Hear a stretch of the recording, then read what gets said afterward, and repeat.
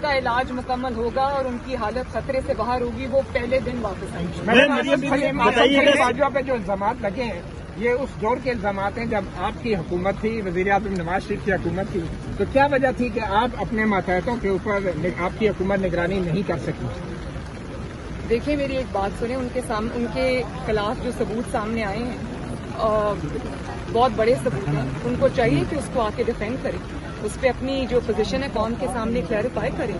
अगर आप tax payer के पैसे के ऊपर आप सरकारी ओहदे पे हैं तो फिर आपके ऊपर अगर इल्जामात लगते हैं और आपको उसके सबूत उनके पेश किए जाते हैं, हमारे लिए तो देखें इल्जामात लगे, वो जिसको उर्दू का मुहावरा है कि खोदा पहाड़ निकला चूहा, हमारे में तो चूहा भी नहीं निकला, लेकिन फिर भी वो सजाएं भी काटी, एक नहीं दो नहीं तीन मरतबा सजाएं काटी। लेकिन अगर आपके ऊपर कोई लगा है इल्जाम, उसके सबूत सामने आए हैं तो आपको कानून का सामना करने से कतराना नहीं चाहिए। पार्टी कोई कानूनी कार्रवाई करेगी? मैडम भी सियासी इख्तलाफात की बातें कर रहे हैं लोग, मियां पार्टी शहबाज जो शरीफ के करेगी हवाले वो से। पार्टी खुद डिसाइड करेगी।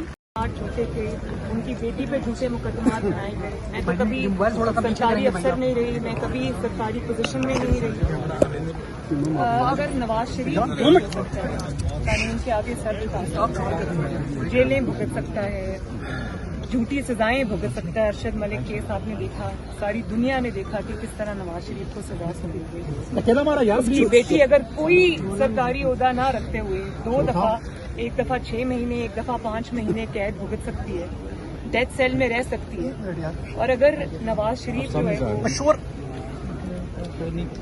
मौत के मुंह में पहुंच जाता है जेल के अंदर, फिर भी वो कानून के आगे सरेंडर करता है, तो फिर चाहे वो नवाज शरीफ हो, चाहे वो मरियम नवाज हो, चाहे वो शहबाज शरीफ हो, चाहे वो इमरान खान हो, चाहे आसिम सलीम बाजवा साहब हो, चाहे वो मीर शकील रहमान साहब हो, चाहे वो काजी फाइज ईसा हो या सरीना ईसा हो, सब कानून के आगे बराबर हैं, कानून के सामने बराबर हैं।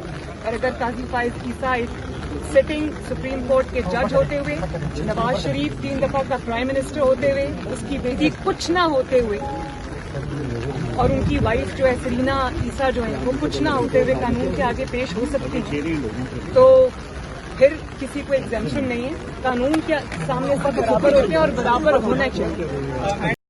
कि इमरान खान कहा करते थे कि नवाज शरीफ बाहर चले गए तो मेरा तो जो एहतसाब का नैरेटिव है वो बहुत कमजोर हो गया। फिर वो कहा करते थे कि फलां को बेल मिल गई, फलां को बेल मिल गई, फलां छूट गया, फलां को कोर्ट ने रिलीफ दे दी, तो मेरा एहतसाब का नैरेटिव कमजोर हो गया। तो मैं ये सवाल करना चाहती हूँ इमरान खान से और उनकी हुकूमत से कि आज जब आसिम सलीम बाजवा साहब पे इल्जाम लगे हैं सबूतों के साथ, तो एहतसाब का नैरेटिव किस गार में बैठ के सो रहा है, या वो कहाँ छुपा हुआ है जिसमें एहतसाब के नैरेटिव को आज कोई चैलेंज नहीं है? तो आगे बढ़ें और बताएं लोगों को कि वो भी एहतसाब इसमें भी बिलीव करते हैं। और अहमद नूरानी अगर कोई चीज निकाल के लाए हैं तो उनको धमकियां नहीं देनी चाहिए, उनके इल्जामात का जवाब देना चाहिए, रसीदें पेश करनी चाहिए, और आपके पास अगर कोई जवाब है तो दें।